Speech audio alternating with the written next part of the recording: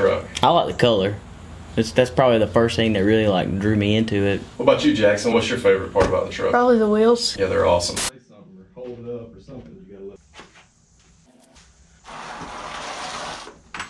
You ready to roll with this? Yeah. Welcome to Whitlock Garage. Appreciate you tuning in. Obviously, we are united by trucks, and today we are here to talk about Pecos. TTR, 2 trucks runs, 84 square body GMC that we just recently LS swapped. And man, we put out a call for questions on Instagram, YouTube community, and Facebook, and you guys littered us with some questions. So we're gonna run through those, but first we want to make sure that you all know that some of the duplicate questions are taken out of this list. We basically just didn't want to repeat the same answer each time. So if your question is not in this list, don't get your feelings hurt. It's just one of those things where somebody else asked it first and I got to it first. So we actually got a lot of questions on Teddy, which I know you guys want to hear a lot about Teddy, but we're going to do another video for that. This is about Pecos. This is about 2 trucks run and this awesome LS swap square body behind us. So basically you guys were asking about upgrades. So definitely want to do a cam, definitely want to tune it, definitely want to do Circle D converter, and ultimately want to bag it. But we've got another project in the works that's going to pull some of the resources that we would use on Teddy to make a really cool hauler, show getter, show goer, maybe show goer, not show getter, show goer. So we'll reveal some more about that later, but right now let's jump into your questions that you had about the LS swap on Pecos. TTR just locked them down. What the world was that? Yeah, mine don't either. On YouTube community, Big Johnny Rocks asks, is TTR gonna make a YouTube channel? At this time, no. I like that at this time. I like hanging out with the Whitlock Garage guys too much for me to do my own thing. Heck yeah, man. You're a part of it. So you are Whitlock Garage. Greaser Thoughts Garage wants to know, is there another front accessory kit or motor mounts where you don't have to cut the frame rails? And I think what he's referring to when he says cut the frame rails is where we actually notched it out for the AC. What was your reason behind doing that? There's kits out there that are designed to move the AC compressor up and that sort of stuff. The main thing for me behind this was trying to keep everything as factory as possible. I wanted to be able to just drive it and say, if something happened, I wanted to be able to walk into a parts store and say, I need a belt for an 01 Yukon. I didn't want to have to remember a certain part number or anything like that. So for me, the best option was just to notch the frame. Not to mention the price of some of those kits too. I did my AC system for what some of those kits cost. Yeah. Corey Ringgold wants to know, can you go over the AC setup? He's on the YouTube community and submitted this question. The cool thing about my setup is the AC compressor that I used came off the donor. I was able to keep mine. I think you gotta have the Denso, the 17F or the 20F. Mine happens to be the 20F, which is just simply the fact that it means that the donor had rear air. Yeah. That's all it is. So with that, you have to buy these fittings down here, these aluminum fittings, which I bought those off Amazon. They change it from the suction style to the bolt-on style. Then I went to my local radiator shop and I asked them about making lines for me. So the guy made this line, he made this line right here. I still have the factory condenser. He made the lines for me. They were $270. I work in a shop, so I was able to do my own AC, pull down, vacuum, and then recharge the system. So that didn't cost me any money. I pulled all that out before we did the swap. Along with that, he told me, the guy at the AC shop told me that they make a cycle switch that is for 134s. My system was converted, so I went ahead and replaced the cycling switch, so I had that new.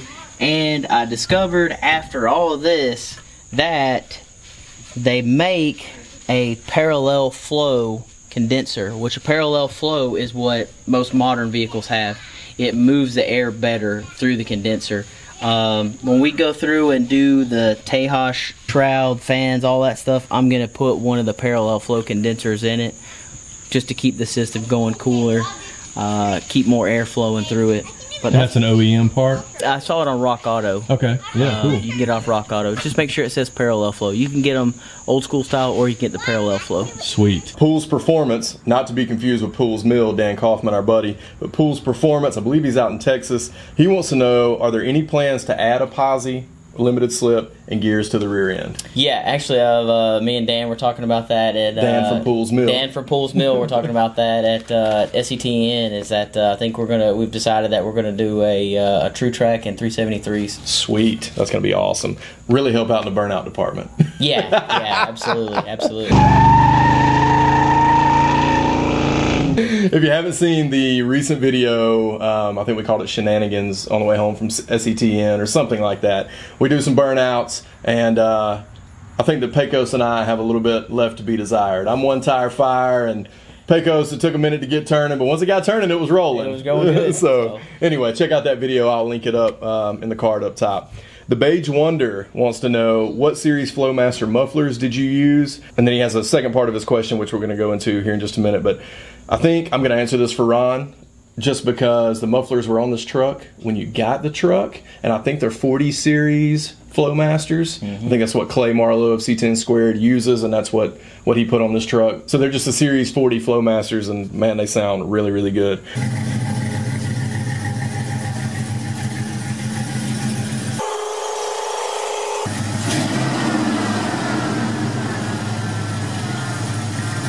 He also wants to know, is this swap worth it? Meaning, would you do it again, or would you just EFI the old small block? Would I do it again? Absolutely, absolutely. I had a full bolt-on Silverado a couple years back, and it was a really fun truck. They're great motors. I would definitely do it again. Awesome. I wouldn't hesitate. I'd do it again too. I'd do it again. But I do like a fuel-injected small block, no doubt about that. The Lexus GS400 wants to know, what brand motor mounts did you use? And I'm just going to answer this real quick. They're Tejas mounts, Tejas Steelworks mounts. Same with the transmission cross member. Anything else, Tejas? Not yet. Not yet. Not yet. Did you have to change the rear end out to suit the 5.3? And I think he's talking about rear gear ratio. You don't have to, but I mean, the setup that I have for optimal performance, it's better to have somewhere. I would guesstimate, I would want at least 355 gears. Yeah. Like I said, I'm going to go 373s. And that's what I've got in Teddy as well. I would think to get the best performance, you would want to. Yeah. So I think what is in Pecos right now is probably somewhere in that really high highway gear in like 273, maybe 307, 308 range. So I think you've got a pretty high gear ratio, even though this thing had a 700 R4 in it, which surprised me that it would have that high of a gear ratio. But this thing is begging for some 373s for sure. Herman Lomas wants to know, why not go with Holley EFI carb instead of the whole LS swap? For me, the deal is that I had an LS donor in my driveway. Yeah. I had a Yukon XL sitting there. I probably would have given more thought to the Holley system or any EFI system if the truck had came with a 350. There you go. But since it was a 305, to me it was, and the fact that I had a donor in the driveway, LS swap. Yep. BJ Moonful wants to know, since you guys went to the event, I think he's talking about SETN, what kind of fuel mileage did you get? And I know it was sort of a rough estimate. We weren't really keeping up with it that well, but what are you thinking you got? And we actually talked about this in one of the videos on the way. But so maybe I'm getting like 15, 16 miles to the gallon with a heavy right foot. Yeah, maybe. Pecos trying to get them miles per gallon. It definitely does it. Does it for me anyway. The gas gauge, it's still not 100% working, I don't think. Add that to the fact that it's a cammed LS, so I really like the sound of it. So I've been pretty heavy on it. I would say I'm probably still at least the little bit that I've actually calculated. It's about 15 miles to the gallon. Yeah, that's what I'd say too. Which I'm sure it would be a lot better if I stayed out of it, and I'm sure you'd probably even pick up some going to 373s, because just the fact is, this thing now gets it rolling a little quicker. Well, no, and a little easier. Yeah, and this thing now, like, it just falls on its face in fourth gear. Yeah. So you almost gotta just stay on it to keep it going with the gears that are in it now. You good? I'm good. Okay, you good? Mm-hmm. You killing it, man. Action. I just like to hear it. Love it. All right, so WaterZone GT, we're still on the questions from YouTube community. WaterZone GT asks, any plans for a turbo? I gotta stop Ron here. we talk all day, every day about these trucks. And Ron has tons of ideas. So I'll be surprised if the answer is no on this one. Turbo, the answer probably would be no. Yeah. Just for the simple fact that my setup isn't the greatest for turbo. Yeah. You got to remember, the cam is really an NA cam. Yeah. Granted, it's a low lift, but it's still an NA cam. NA meaning naturally aspirated, so no power adder. And then on top of that, the heads are milled right at 10-to-1 compression. So Yeah. you don't really want to add boost on top of it. If I were going to do anything, possibly, maybe Pro Charger Whipple, somewhere at Supercharger, somewhere in that neighborhood would probably be a better setup for this than turbo. Not the real Matt King Cole over on Instagram wants to know, what parts did you end up using from the donor or not using from the donor, and did we use the factory cruise control? So I'm gonna say the answer to that is no, we did not use the factory cruise control. Pecos didn't come with cruise control, so I didn't use that. But what are some of the items that we used from the donor in this engine bay? From the donor, we used the mechanical fans.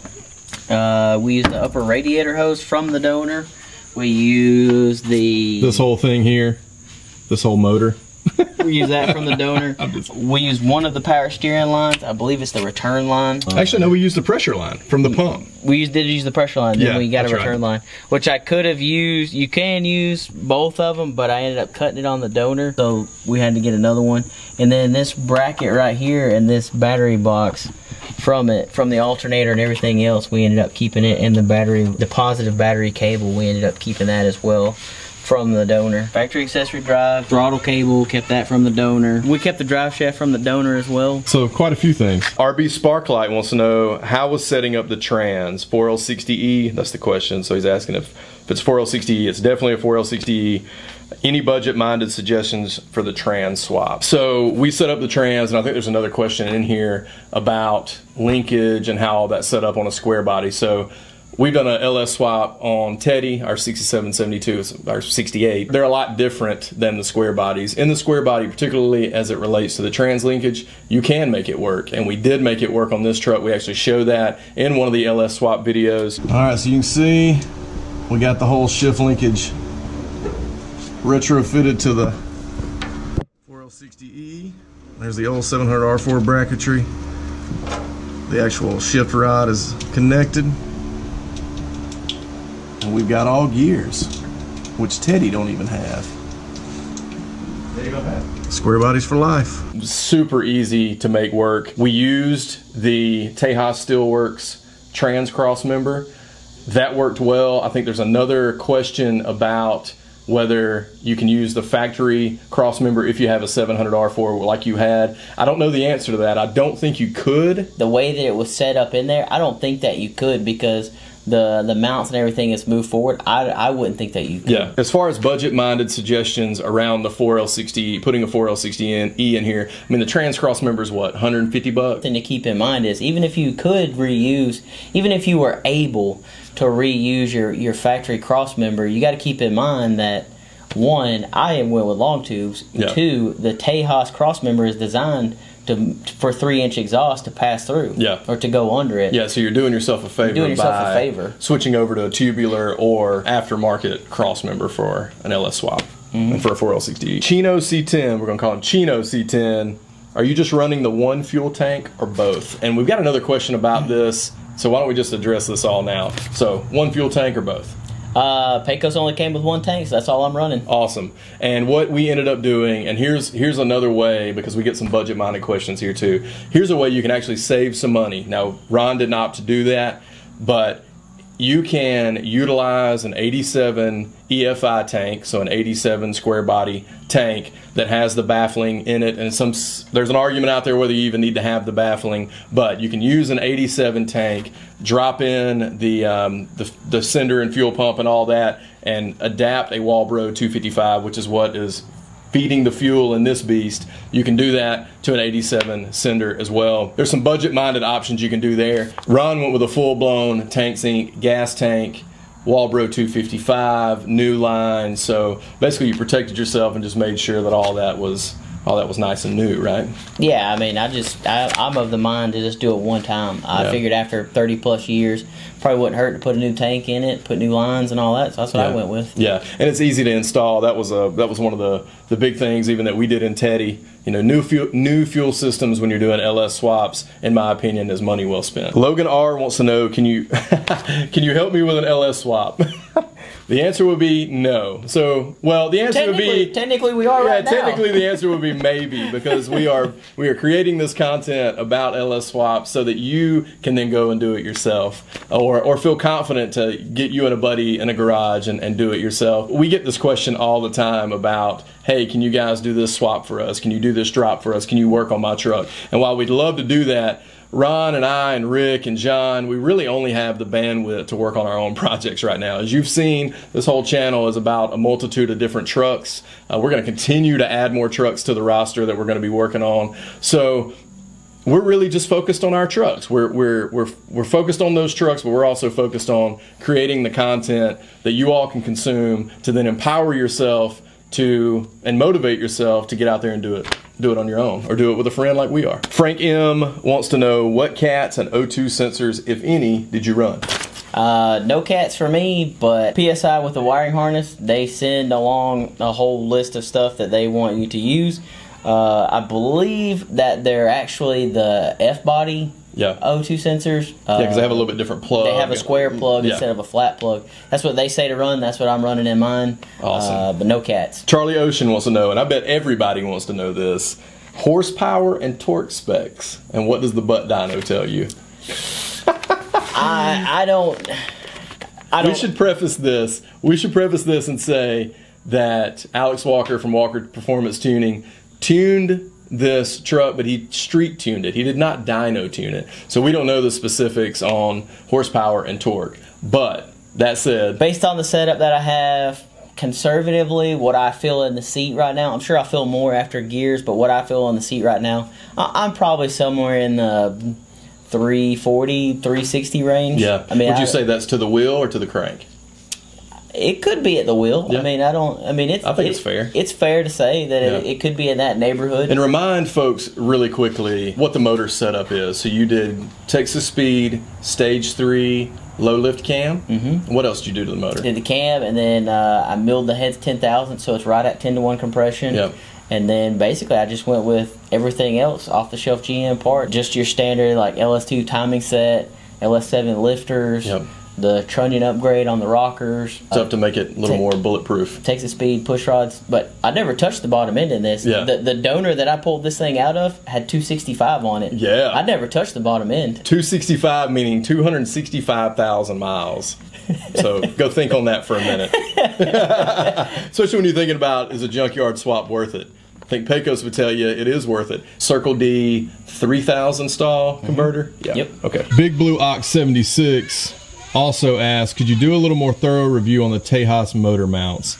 Exactly what they do, how they go on, what does it change, if and how are they better than other mounts? So the Tejas mounts are down here. It's a little warm, but I'll try to show you. They go on down here. They bolt in where the other mounts are, and they just adapt it to your factory cradle. You know, everybody that I talked to, Clay at C10 Squared, Alex Walker, they all said Tejas mounts, Tejas mounts, Tejas mounts. So that's what I went with. Then reading from Tejas Steelworks on their site, they actually designed it so that you can keep your factory compressor if you so choose to, which that's what I wanted to do. I didn't want a bunch of, I didn't want to have a whole serpentine system and all these different, brackets and stuff like that. So to be able to order everything from one place, one time, not have to worry about it. So I went ahead and just got motor mounts from them, or I actually should say we got adapter plates from them. Right. Got the trans cross member from them, and then I ordered a kit from Rock Auto for an 84 C10 4 motor mounts. It came with the motor mounts, and it came with a transmission mount for that as well, and they're poly mounts. You like where it positions the motor? I like where it positions the motor. As a guy who welds, you see other people's welds. I mean, they're great quality. The burn-in was great. The thickness of the steel is really, really good. They're beefy, so you just get the feeling that, you know, they're going to last a while. They're also going to take abuse, you know. I didn't build this thing to drive my grandma to church. I mean, I want to, you know, I want to get on it. I want to play with it. I want to have fun in it. Yeah. And so I wanted parts that would last for that. Cue the music.